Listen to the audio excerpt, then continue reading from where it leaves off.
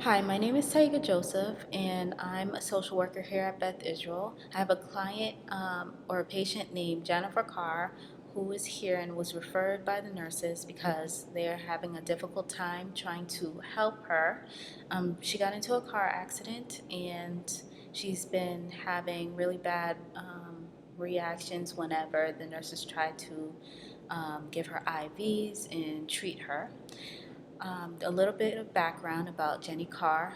She is an African lady who immigrated here at the age of 18. She's 29 years old and she is married. So here's Jenny. Hi Jenny. Hello. How you doing? I could be doing better. Okay, well, my name is Taika Joseph and I am a social worker here at Beth Israel. And you were referred by the nurses due to the reactions that you are having um, while getting treatment here after your car accident.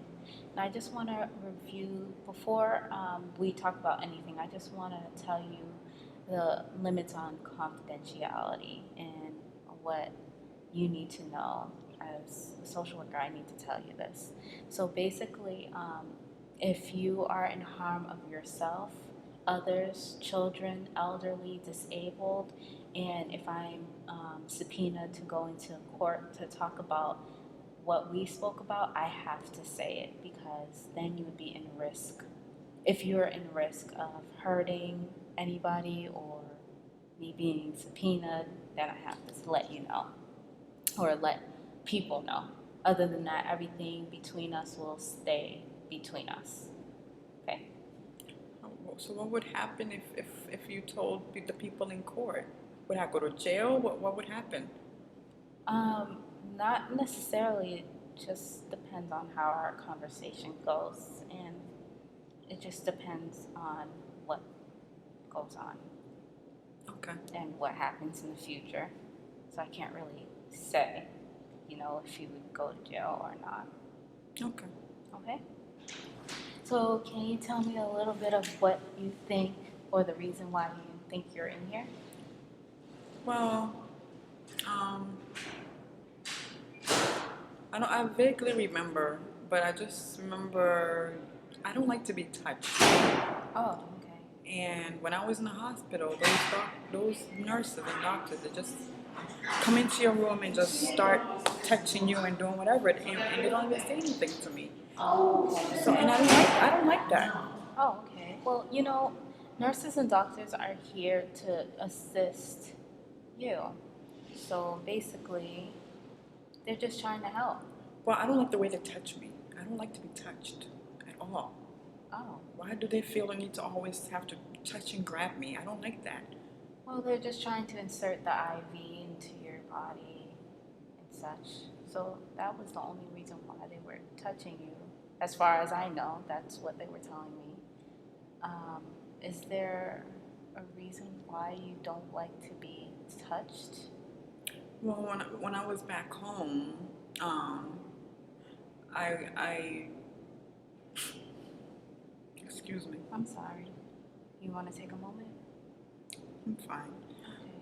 Um, the house that I grew up in, Mm-hmm. all the grown-ups and all the kids, they used to just pick on me. They used to beat me up all the time. Oh, okay. And ever since then, I just don't like strangers or anybody just touching me. I can understand why. It just makes me feel uncomfortable. It just makes me feel like they're trying to do something to me. Oh, I see. I see why you would feel that way. Okay. Well, did you explain that to the nurses while you were?